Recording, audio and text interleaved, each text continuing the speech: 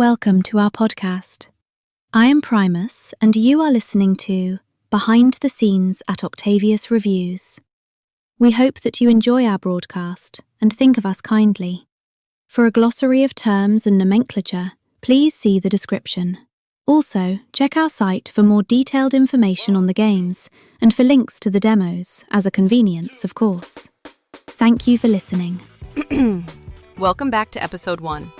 You're listening to Octavius Reviews, Behind the Scenes, and I am your host, Janis.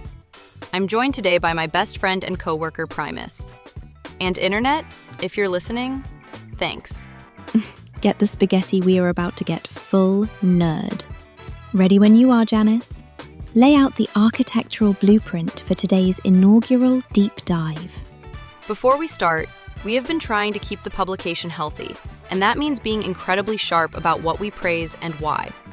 Tonight, we are opening a 6-part series on the fundamental tension in game design, the battle between algorithmic certainty and player freedom. In this first episode, we are stripping back the paint to examine deterministic truth, the invisible mathematical clockwork that dictates a game's universe before you even press a button. Oh joy, the mathematical church of Janis is officially in session. Let me ask you something though. You ever get handed a choice in a game and realize it was a complete lie? Like it looked monumentally important on screen and then poof, same ending, same outcome, same hallway. That checkbox exists because a designer wanted to guarantee a meaningful, curated outcome. It is a deliberate craft decision, Primus, not an underhanded trick. Our core claim today is simple. Titles like Hades feel completely wild because many small, deterministic rules are composed together. The final result looks entirely random to the player, but it is actually perfectly reproducible and tunable behind the scenes. Wait a minute. Hades felt completely random to me when I was clearing chambers last night. Are you honestly telling me the chaos is completely planned? Planned to feel chaotic. Think of the game as a kitchen. The seed is the recipe card. The rules are the chef's specific techniques. The player is simply the cook improvising within that recipe. Because the recipe is repeatable, designers can tune it, and players can actually learn it. Take the keepsakes, for example. If you pick the owl pendant keepsake, the next boon room is heavily biased toward Athena-style defensive boons. That is a deliberate, testable choice. A keepsake is a promise you buy. It nudges the system toward a particular god pool on the next room. Okay, I see the technical logic of a nudge, but when I am actually in the zone, that logic dissolves. My perspective isn't about code efficiency, it is about psychological investment. When I boot up a game like Hades, I am looking for a canvas where my decisions feel heavy. I want to feel the weight of my own immediate intent. When you look at it purely as an elegant equation, you ignore how it feels to sit on the other side of the glass.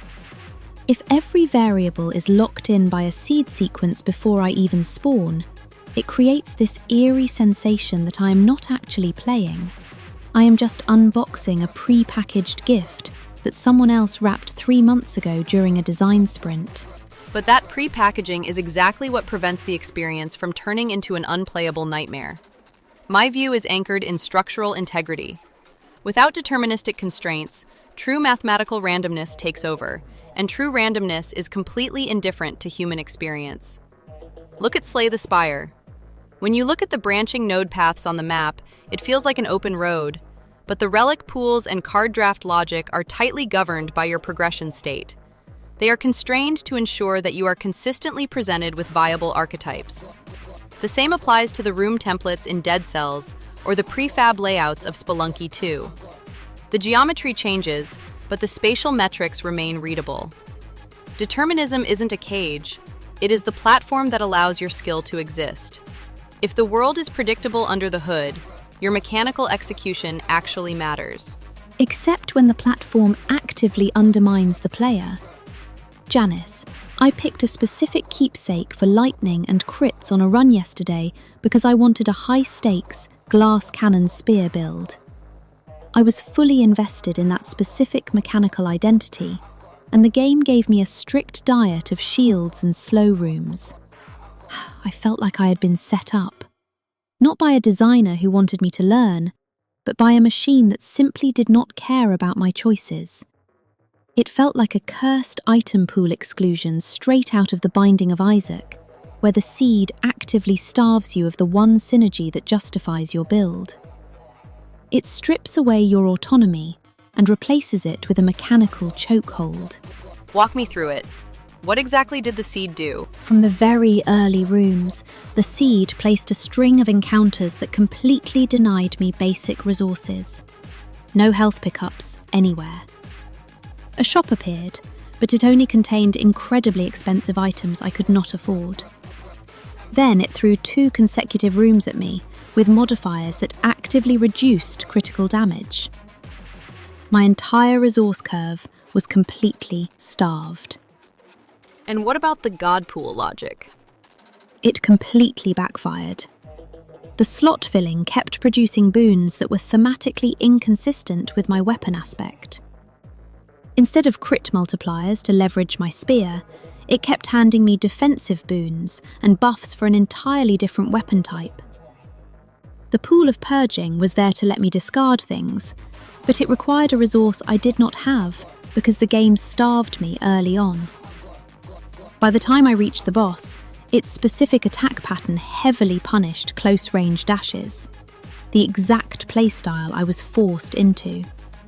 It felt completely unwinnable, like the brutal, cascading misery of Darkest Dungeon, where the unpredictable affliction systems completely misalign with your predictable combat slots. When the system compounds errors like that, the determinism feels malicious. That is a classic alignment failure, but it actually reinforces my point. The fact that we can break down exactly why that run felt terrible proves the system is readable and fixable. True, unseeded randomness makes game balance and testing completely impossible. Look at Into the Breach. Every single enemy movement, every attack vector is perfectly telegraphed to the player ahead of time. Outcomes are completely deterministic per turn. If an encounter cannot be reproduced, designers and QA testers cannot reliably fix bugs or tune difficulty. If you cannot replay it, you cannot balance it. That is why we use seeds in everything from FTL, faster than light, to Don't Starve. It establishes predictable resource and seasonal cycles, so success is based on system mastery rather than luck. So it is just a safety net for the developers. It is a safety net for player learning too. If outcomes are truly random, your learning is entirely undermined. Success becomes pure luck instead of skill. Early procedural titles learned this the hard way. Players left when outcomes felt completely arbitrary.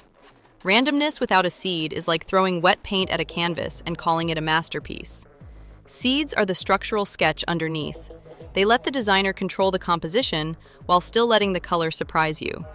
Even AI systems like the storyteller rules in RimWorld or the deep cascading physics interactions of Dwarf Fortress rely on reproducible world seeds to generate emergent stories without descending into broken code. I understand the architectural argument, Janis. Truly, I do. But reproducibility does not fix the emotional deflation of a dead run. When a player realizes the tools given to them, the keepsakes, the shops, the purges, are completely out of sync with the underlying seed's composition, the illusion shatters. You don't feel like a master of a system. You feel like an insect caught in a web of algorithms. That is precisely why designers add those guardrails, like item stacking systems in Risk of Rain 2, to give players escape hatches when the composition goes wrong. It is a constant calibration process. To summarize our positions today, determinism lets designers keep their promises. But those promises completely fail if the tools do not match the moment. Deal. In Episode 2, we will look at 2 concrete runs where this clockwork functions flawlessly, proving that the system can be both perfectly fair and wonderfully surprising. See you next week, Internet. Oh, it's on. Before we cue the music, I just wanted to make one clarification. At the beginning of the cast, I referred to it as Episode 1. I meant that this is the first of 6 in this series. It is actually Episode 10 of the season. Please tune into our next episodes because I'm really wearing on Primus's nerves.